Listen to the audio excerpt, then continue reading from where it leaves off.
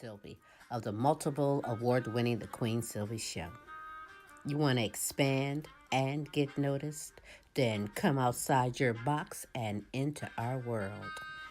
Internet advertising has a real impact on global awareness and even sales, so let's make an impact together. Offering for a limited time advertising and sponsorship packages that excel your purpose. So contact Queen Sylvie or Smooth Tim for the exciting opportunities that awaits. Yeah. Are you tired of driving around a dirty car? Say hello to the ultimate solution for your car. Quick Auto Detail, home, work, or wherever. Their mobile car spa will clean and shine your car anytime and anywhere. Their products are gentle on your car's paint, and they use only the highest quality materials. Book your appointment now.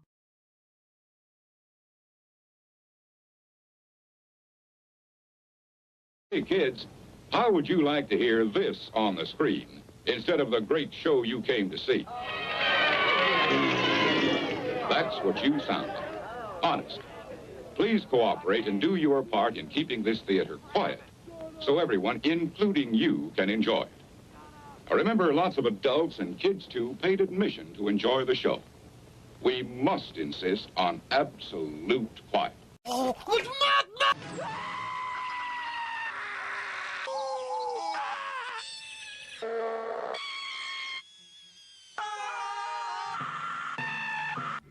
President Trump making his intentions clear today, ordering that his face be added to the Pep Boys logo. Those close to the president say this is something Trump has wanted for a long time, and now, through executive order, his face is set to officially reside next to those three historic national figures, Manny, Mo, and Jack. Now, critics argue that even with this order, the Pep Boys are three Jewish boys from Philadelphia who met in 1921 with specials on brake pads. They've always been three boys, and the execution of fitting Trump's face onto the logo could be next to impossible. So only time will tell, but for now, expect to see the face of Donald J. Trump with the Pep Boys. President Donald Trump says Russian President Vladimir Putin is killing too many people after an overnight attack against Ukraine. Officials in Ukraine call this the largest aerial attack on the country since the start of the war. ABC's Perry Russum shows us the next step President Trump is considering. Firefighters in Ukraine dousing flames from the latest Russian attack overnight. Officials in Ukraine say it's the largest aerial attack on their country since the start of the war. Ukrainian officials say Russia launched more than 740 drones. Most shot down or intercepted. Yes, отлично! The Russian Defense Ministry says Ukraine launched a counterattack of their own, 36 drones, with most being intercepted, including some over Moscow. I'm not happy with Putin. I can tell you that much right now, because he's killing a lot of people. President Trump says he is now considering additional sanctions against Russia, lashing out on Vladimir Putin. We get a lot of thrown at us by Putin, for you want to know the truth. He's very nice all the time, but it turns out to be meaningless. It comes as the U.S. is now preparing to resume weapon shipments to Ukraine. It's an about-face from a week ago when the White House confirmed the Trump administration froze the shipment of some air defense and precision-guided weapons. At the time, a White House spokesperson saying the decision was made following a Department of Defense review of military support and assistance to other countries around the globe. Trump, sitting next to his Defense Secretary Pete Hegseth yesterday, asked who ordered that weapons pause. I don't know. Why don't you tell me? Boys. Ladies and gentlemen, may I have your attention, please? It's time for the final countdown. The show starts in 10, 9, 8, 7, 6, 5, 4, 3, 2, 1. Let's rock. Hey, it is another Wednesday, hump day, and let's rock and let's get right through everything that's going on around the world and around our nation. First off, you'll see I'm repping all my Texas gear here. Hearts, prayers going out to everybody down in Texas. And even though they may not be directly affected, they are in some way indirectly affected by that catastrophic flooding that happened down in the hill country. Latest figures that I caught is 119 dead and 160 still missing in that hill country flooding. And apparently the hardest hit was a Christian camp for multi-denominational usage, and apparently that Camp Mystic was the name of this, and that's where a lot of minors and underage kids were swept away by these massive floodings. And again, hearts and prayers are going out to you. It's just horrible. Also, hey, still a lot of things going on over across the pond, and Israel is still bombing the people of Gaza, trying to finish whatever their mission was. Apparently, and we have Netanyahu is into the White House just the other day. We'll have a clip on that. And he's still, provoking some back and forth with Iran. So things will be going on over in the Middle East for a while, as well as things are still going on over in Ukraine and Russia. Zelensky was over here the other day and talking to our leaders and trying to get some resupplying of arms that defend themselves. And apparently Donald's very, very upset still with Vladimir Putin. That he talks all nice to him on the phone, but behind his back he doesn't really give a shit what he says. So apparently Donald does not like that. But hey, what do you expect? You're not going to change that. You're not going to change the man. Yeah. What are they saying? Leopard can't change its spots. So hey. Anyhow, hey. Again, here nationally, let's get into the top of it real quick and see what has our president done this week. And if you were paying attention to the news, Friday the Supreme Court had upheld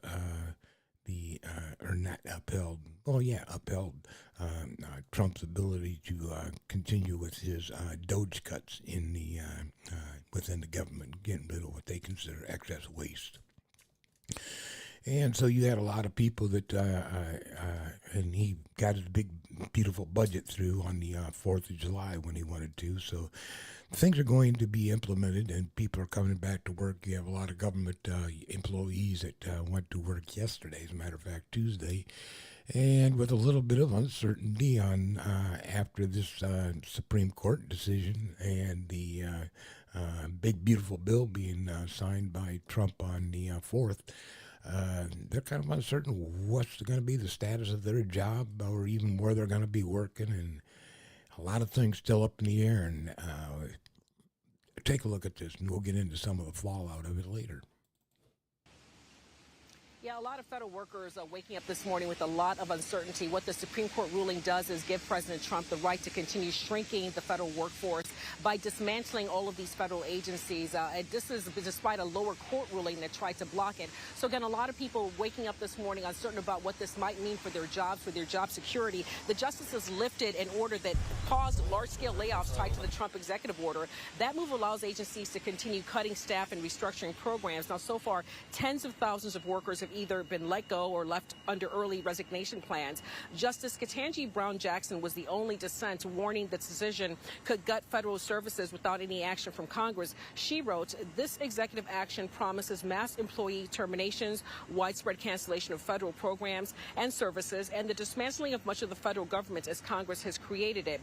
Now, the departments affected include agriculture, energy, labor, Treasury, Veterans Affairs, and the EPA, along with Social Security and the Small Business Administration. administration. Federal workers we were able to speak to this morning, as you might understand, a lot of them did not want to go on camera because they are concerned about their job. And this is just normally concerned about their job when there isn't anything happening. But now that they potentially could risk losing their jobs, they really did not want to talk. But they did express frustration to us. A lot of them were very concerned and scared about what could come next, about their livelihoods, and just expressed that they thought the Supreme Court would not rule with President Trump and having these resignations and these layoffs happen. But unfortunately, that appears to be the case right now. The president's hiring freeze does remain in effect until mid-October, so we'll have to see how that plays out through the summer months. And while it does clear this big legal hurdle, there are still federal lawsuits and court decisions that still have to come. So it's not completely over from a legal standpoint, but the Supreme Court has ultimately ruled that the president can continue dismantling this agency. So as we see federal workers this morning heading to work, there is a lot of just solemnness in the faces,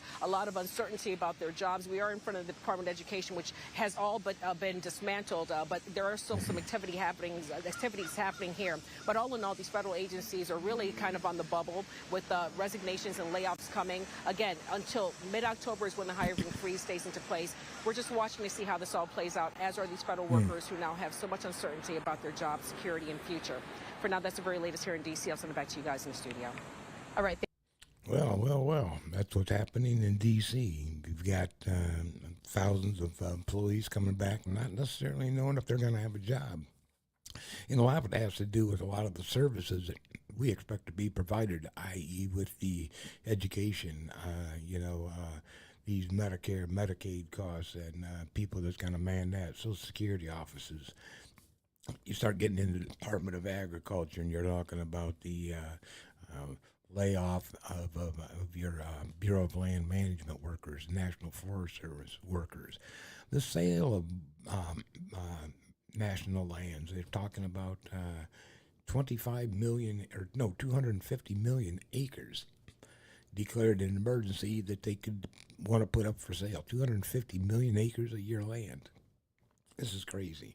But in any regards, another little interesting maneuver that I wanted to dial you in on is some of these benefits, especially when it comes to Medicare and Medicaid, maybe they don't want to make those cuts too quick because, they could really hurt them in November in the midterm. So let's wait until a little later on and then stick it to the people. How about that? Now, as you saw live here on CBS News 24/7, President Trump signed his massive budget bill into law on Friday. The legislation increases spending for border security and defense while extending Trump's 2017 tax cuts. It also makes steep cuts to safety net programs, including SNAP and Medicaid. CBS News congressional correspondent Nicole Killian helped us understand all of this on Friday when there was hesitation. There was a long speech from the Democrats, and then this was signed by the president late on Friday. Nicole, when might viewers feel the early impact of such sweeping legislation? What will take a bit longer to implement will be some of those changes that we were talking about over many months with respect to Medicaid and SNAP. For instance, with respect to Medicaid, obviously the big change in this bill is implementing work requirements. Those will be phased in at the end of next year, 2026. Lawmakers had actually pushed that date out further, but to win some more support, they moved that up to 2026. Some of the changes to SNAP could take even longer. And one interesting point you made on Friday, Nicole, was that because it will take so long for the SNAP cuts, for the Medicaid cuts to hit, it may actually be felt after the midterm elections. But both Republicans and Democrats have pledged to campaign in the next year on this bill. So what will we likely see as far as messaging? Yeah, that's right. I mean, obviously, the midterms are kind of off and running unofficially in earnest, and we certainly expect both Republicans and Democrats to litigate arguments both for and against this new law. But what I would note with respect to, even though those Medicaid cuts will start taking effect at the end of 2026, keep in mind states are going to have to start working on that now. I mean, that was part of the issue. They had pushed that date for implementation out to, I believe it was 2029, to give states time to get up to speed. Now they're going to have to move a lot quicker. So even though they kick in after the midterms, the work to get there will be happening while lawmakers are campaigning again, both for and against this package. Yeah, and Yeah, while they're both campaigning against each other for what the heck is going on in that regard. I was going to look it up real quick. There's a lot of things also, hidden in there, along with the what I'd aforementioned about the sale of lands. Your Medicare and Medicaid benefits going to be really drastically cut. Is the sale of no tax on overtime and no tax on tips. But if you look, there's a cap on that. Okay, so it's not just that whatever you make in overtime, you're going to get clearance free. No, they have put a cap on, I believe it was like $100,000. So you can, scrutinize that before you sit there and say, oh boy, that looks really, really, really good.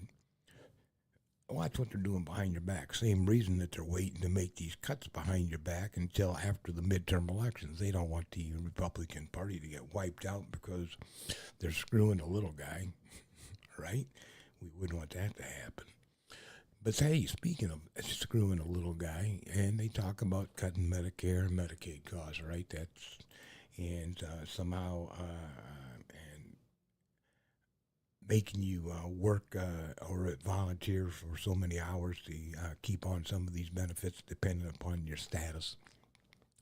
But in any regards, also, Trump thought it would be a really good idea to propose a 200% tariff on prescriptions. So, how's that going to affect your pocketbook along with losing some of your other benefits? Check it on out, folks. It's coming your way. In a blow for Australian industries, Donald Trump announced he'll impose high tariffs on copper and pharmaceuticals. Speaking at a meeting of his cabinet, the US president told drug manufacturers they had 1 year to get their act together. While not mentioning Australia specifically, there are concerns how these tariffs could impact local industry, as the US has long pressured Australia to abolish the pharmaceutical benefit scheme. Donald Trump says if things don't change, he could impose tariffs as high as 200%. We'll be announcing something very soon on pharmaceuticals. We're going to give people about a year and a half to come in, and after that they're going to be tariffed if they have to bring the pharmaceuticals into the country, the drugs and other things into the country. They're going to be tariffed at a very, very high rate, like 200%. We'll give them a certain period of time to get their act together. So 12 to 18 months to get businesses operating out of the United States or inside the United States is what he's saying. The US president also announced he'll impose a 50% tariff on copper imports. He did not specify when that levy would come into effect, though. Interesting, eh? Very, very, very interesting. So a 200% tariff on pharmaceuticals that are not made here in the United States. Somehow, I guess, to get them to move their operations in the United States. But still, who's going to feel the repercussions of this 200% tariff? That's you and me. Our prescription prices will go up. And along with that, since you do have, medical coverages, and they help offset the cost of prescriptions, and those are going to go up. See, watch the snowball effect of all this. Who's going to end up eating it all is you and I. Anyhow, hey, speaking of craziness, we had talked about a little bit at that very, very top of the show. I was giving my condolences out to the people in Texas. Still what's going on, in between Russia and Ukraine, but even with Israel and what they're doing in the Gaza and Strip, and also with their continuous fight with Iran. Netanyahu was in the White House just the other day, and this one took me by surprise. Should have seen it coming, because this is what the guy has been suggesting for a long time. But leave it to this warmonger to nominate our president for a special award. Check this out. Well, thank you very much, everybody. It's an honor to have Bibi and Sarah with us, friends of mine for a long time, and we had a tremendous success together. And I think it will only go on to be even greater success in the future. So it's really nice to have you at the White House. It's nothing like the White House, and it's great to have you both and all of your wonderful people, Ron. We've worked together for a long time, and We've done well together. We had a great time. I would say it's a lot of work, but we had a great result recently. And we're going to have a lot of great results, so it's great to have you. Thank you very much. Thank you. I want to express the appreciation and admiration, not only of all Israelis, but of the Jewish people, and many, many admirers around the world for your leadership of the free world, your leadership of a just cause, and the pursuit of peace and security, which you are leading in many lands, but now especially in the Middle East. We have great opportunities. The President has an extraordinary team, and I think our teams together make an extraordinary combination to meet challenges and seize opportunities. But the President has already realized great opportunities. He forged the Abraham Accords. He's forging peace as we speak in one country and one region after the other. So I want to present to you, Mr. President, the letter I sent to the Nobel Prize Committee. It's nominating you for the Peace Prize, which is well deserved, and you should get it. Thank you very much. This I didn't know. Wow. Thank you very much. Coming from you in particular, this is very meaningful. Thank you very much, Bibi. Thank you. Thank you for everything you're doing. Thank you. It's a great honor. Wow. So nominated him, yeah. The warmonger nominates Donald for the Nobel Peace Prize for supplying him with weapons to kill people. Sounds perfectly normal to me. That's how you promote peace, by giving people bullets and guns to shoot each other. Anyhow, we know that when Donald was celebrating his birthday and he had the tank parade, the army parading in front of him, they were supposed to be celebrating their birthday, but somehow Donald decided to tie it in with his own. And a lot of people thought that looked a lot like what you would see in a dictatorship. And so there was a no king protest that went around, and Donald was a little bit upset about that and claimed that no way would he ever be a king, and that that's not in his DNA. But recently, in regards to an interview that he just did the other day, they was asking him about the conditions in New York and California, and what he might do about it. And check out Donald's non-dictator response. But I can tell you this, I used to say we will not ever be a socialist country, right? Well, I'll say it again, we're not going to have, if a communist gets elected to run New York, it can never be the same, but we have tremendous power at the White House to run places when we have to. We could run D.C. I mean, we're looking at D.C. We don't want crime in D.C. We want the city to run well. Susie Wiles is working very closely with the mayor, and they're doing all right. I mean, in the sense that we would run it so good, it would be run so proper, we'd get the best person to run it. The crime would be down to a minimal, would be much less. And, we're thinking about doing it, to be honest with you. We want a capital that's run flawlessly, and it wouldn't be hard for us to do it. And we've had a good relationship with the mayor, and we're testing it to see if it works. But New York City will run properly. We're going to bring New York back. I love New York. I loved New York for a long time. Then we had a bunch of crooked people in there. You have an attorney general who's a total stone cold crook, New York State, Letitia James, a total crook. All they do is want to go after political opponents. They do what's ever expeditious for them.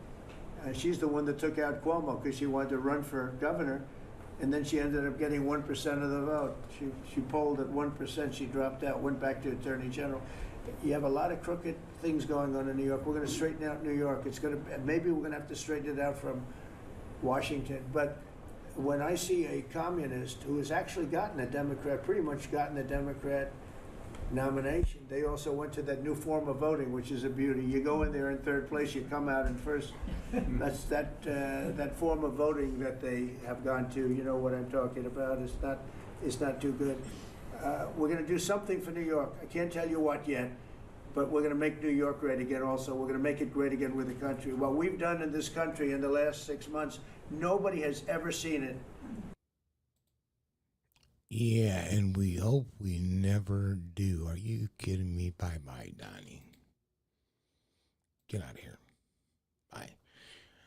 Yeah, so he'll never be a dictator or a king, but he will impose the authority of the U.S. government on New York and on California.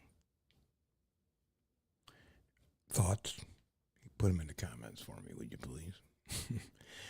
Anyhow, hey, we have discussed in the past, and this happened about a month ago when Donald and Elon had their falling out, their bromance ended.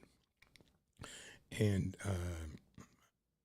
now Elon finds it might be just a good idea that since the Republicans are coming out with the messaging that they are utilizing, the Democrats can't seem to get on message, that maybe it would be a good idea to introduce a new party into the political arena. Check it out.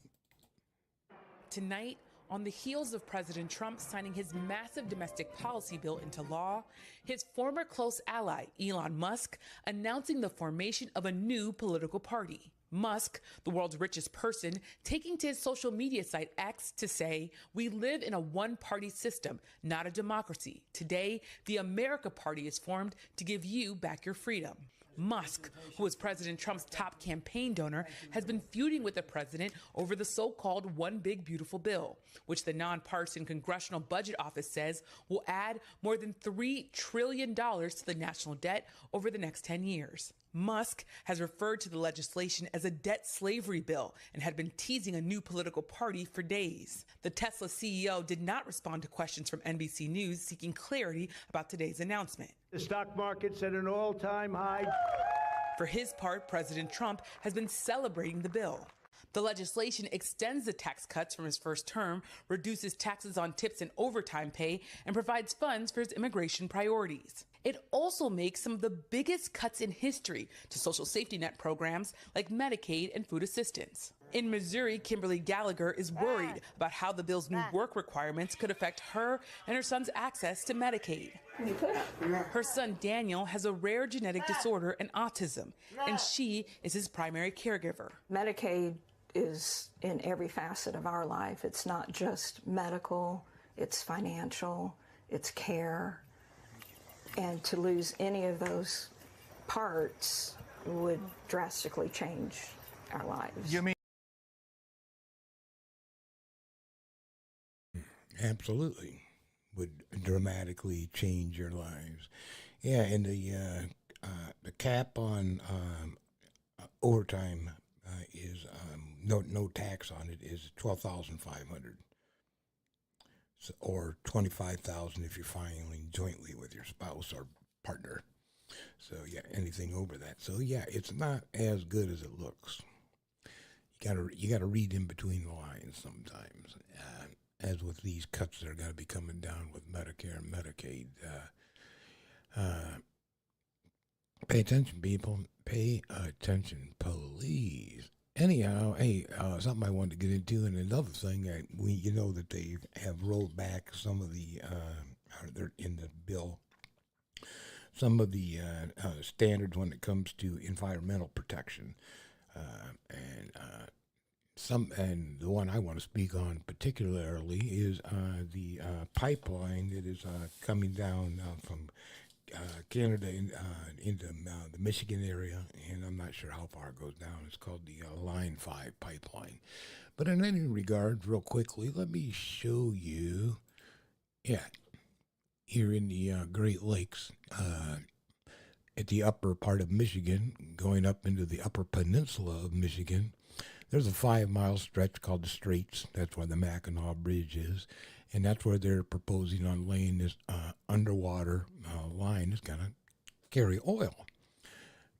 Understanding the concern would be if they had any type of a rupture in that line, any type of a leak that you would be messing up Lake Michigan, you would be Lake Huron, you would go into Lake Erie, eventually dumping into Lake Ontario and out to the sea. But this little part in New York would be interesting, where Niagara Falls is. You know, as the oil's spilling over, they could always catch it on fire, and they could have a whole new show, different than when the light show that they have now on the falls. But no, all joking aside, no, this is crazy. And I want you to check out this thing about the Line 5 project and the environmental concerns, obviously, from the people of the United States and the environmentalists who's concerned about polluting the biggest body of fresh water in the world. Check it out. In more news tonight, to a major development in the Line 5 pipeline battle. The U.S. Supreme Court has agreed to review whether Enbridge Energy wrongly moved Michigan's lawsuit to federal court. And that case, listed today, could shift the legal fight over the controversial pipeline's future from the state to federal jurisdiction, potentially favoring Enbridge. A decision is expected in the coming months. The Line 5 pipeline, especially the part running under the Straits of Mackinac, has been a long-standing source of controversy, with environmental groups warning that a spill where Lakes Huron and Michigan meet could be devastating. Meanwhile, the U.S. Army Corps of Engineers is reviewing the final permits Enbridge needs to begin tunnel construction, with a decision expected sometime this fall. So we'll see how all that goes and the environmental impact. There's a lot of rollbacks. And again, it's all into the big, beautiful bill, in the reconciliation bill. And you should really take the time. I know it's 1,000 pages, but at least brief yourself a little bit on what's really going on. Speaking of something that's kind of interesting that's going on is, Elon's out of the picture when it comes to the White House, but he's back into the picture. He was earlier this week, in fact, Tuesday. His AI bot, and I can't remember what it's called, Gorge or something like this, went off the deep end and started spewing out some type of Hitler propaganda stuff. You'll have to look it up. Yeah, do a Google search on Elon's AI bot. It goes rogue. But anyhow, speaking of Elon's bots, he has a robot that he's working on for the typical consumer, you and I, who may need common tasks done around the house. And this is his new Tesla Optimus robot. Check it out.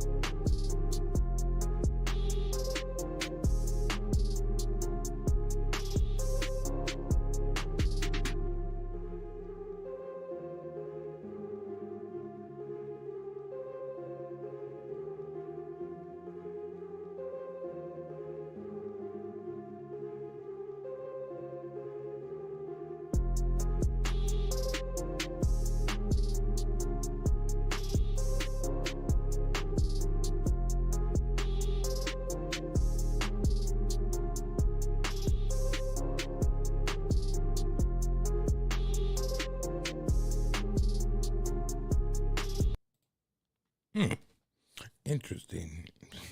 Elon is automating America. So yeah, and I think we talked last week, wasn't it, about his $17,500 $17,500 RV. If you didn't see that one, check last week's show by going to www.thequeensylviashow.com, and you can catch up on all our past episodes. How about that? Or you can go to the YouTube page and simply drop in The Queen Sylvie Show and catch the videos there. But yeah, we talked about that last week, and that's quite a machine for $17,500.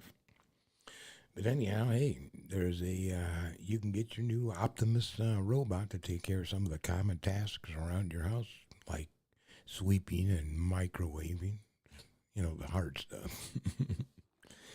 Oh, anyhow, You know how sometimes you get some online threats, and there's a lot of these politicians, especially nowadays, are getting online threats from individuals because they don't like their politics, they don't like what they said, how they look, how they act, whatever the case may be.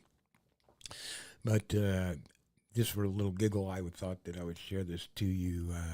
This comes out of Florida, and a sheriff greeted the individual who wished him dead as he was deboarding his plane and coming to visit Florida.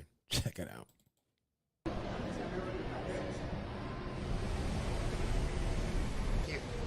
Matthew, I'm Sheriff Chitwood. I'm the guy you want to kill, and there's nothing I can do about it. Challenge accepted.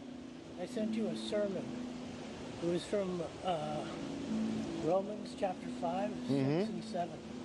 But you do know in Florida, a written threat to kill is a felony. You know that. Well, look, just so you know, I'm the one who made sure you came back, and I hope you enjoy your stay at the branch jail. You violated I will also tell you that you will not see Mickey Mouse on this trip, and you have to reimburse us for your flight here and for your stay at the county jail. Why don't you look me in the eye and tell me why you want me dead? Why do you want me dead? I am a Christian. So am I. All I can do is to know you So are am I. You are not. How do you know that?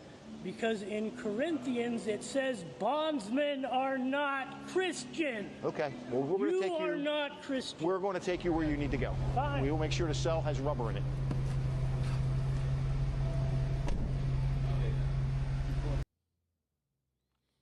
Okie dokie.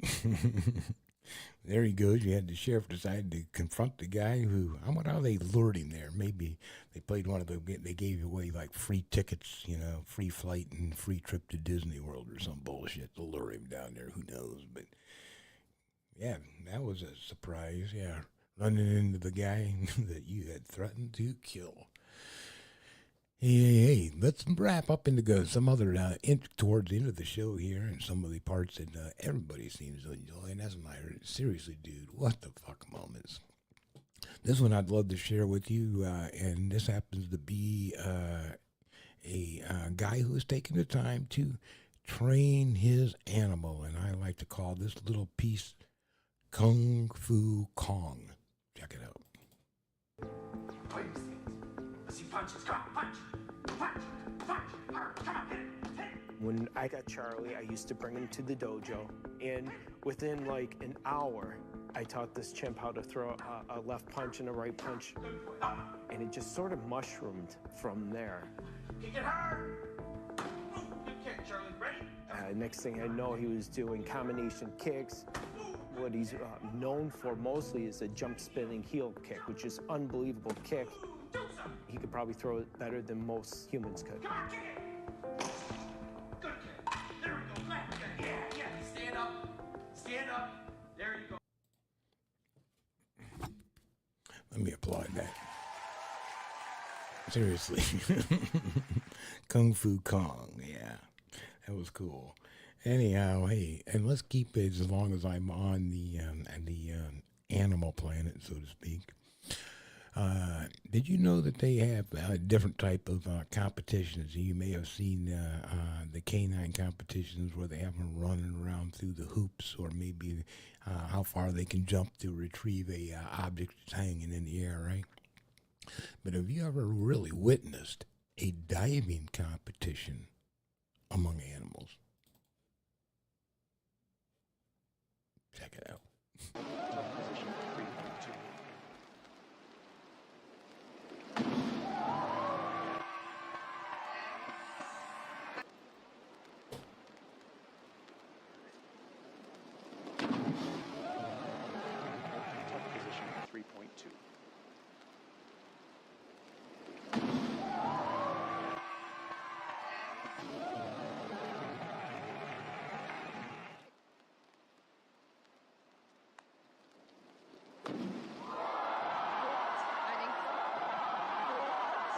Position 3.2.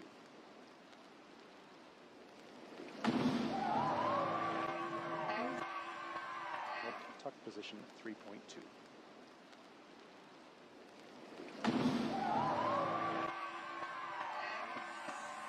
Tuck position 3.2.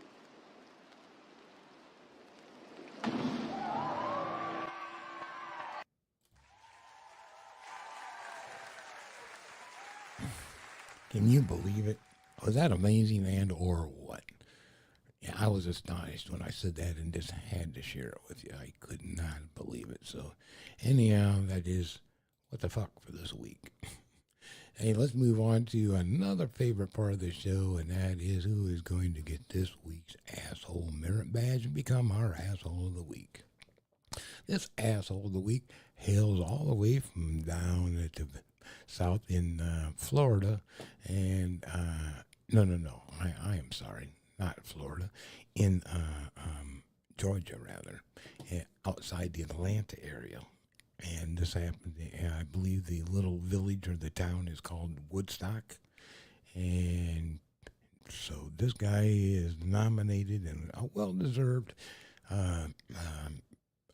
awardee of this week's Asshole Merit Badge.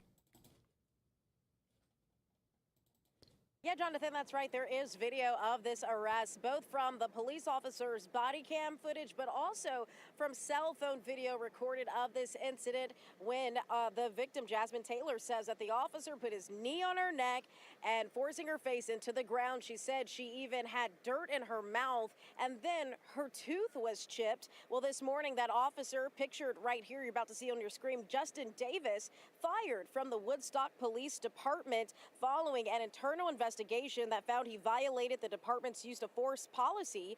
Davis had been with the department only since 2022. The arrest happened just before 10 p.m. on June 29th. Taylor admitting to our cameras that she was speeding when 3 officers pulled her over. She says that's when a female officer first took her license and registration, but then asked Taylor to step out of her car. Taylor says she didn't know why she was being asked to step out, and that's when she says Officer Davis reached in her car, unlocked the doors, things got very physical, and she says she was thrown to the ground. I was screaming, telling him, and I could not breathe, and he was using his knee to push my head into the ground, and he ended up chipping my tooth. Even though the officer, Davis, has been terminated from Woodstock Police Department, Taylor says that next Wednesday she will be meeting with Woodstock Police Department along with her lawyer, Jonathan. Yeah, I bet. Interestingly enough, yeah. After they found out that they had video, a friend of hers had filmed it also. Once they found out that they had video, they dropped all the charges and just let her out of jail, no bond. And she's like, well, what's up? Oh, we dropped the charges. I bet you did. Well-deserved Asshole Merit Badge out of Woodstock, Georgia. Anyhow, we are getting out of here. We are done for the evening. I hope you have enjoyed, had a little bit of a grin on some of the stuff I was sharing with you tonight. And as I say, keep your eye on what's really going on. When you hear something that sounds a little bit too good to be true, like no tax on tips and overtime, investigate a little bit further. You're going to wonder what's going to happen and why you haven't heard or felt the repercussions yet of the Medicare and Medicaid costs. Look into why they're doing it the way they're doing it. Just be focused, folks. And when it comes to this November, make a difference. How about that? And with that being said, until next week, I am so out of here. I hope you enjoyed the rest of your week and your weekend. And hey, peace out, folks. Bye-bye. It happens in countries like Russia, Iran, and China. The inner circle of the dictator get very rich, while the rest of the country struggles. Now it's happening in America. Donald Trump's chief of staff, Susie Wiles, over $4.5 million. Stephen Miller, that angry little guy his own family attacks, hundreds of thousands. Trump's former golf caddy, Dan Scavino, over $2 million.